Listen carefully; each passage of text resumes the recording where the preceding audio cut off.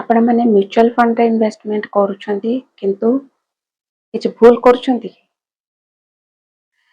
हाँ निश्चय किछ लोक भूल करूथिबे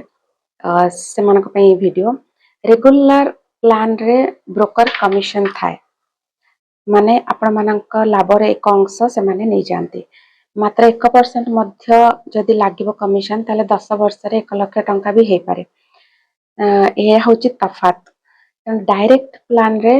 सेम फंड किंतु सीधा सड़क एएमसी रो ही आपण मानक जीरो ब्रोकरेज चार्ज रे मिले जहा द्वारा डायरेक्ट प्लान आपण मानक पई अधिक लाभ सृष्टि करे तेणु रेगुलर प्लान रे टंका आराम से शांति रे कटि जाए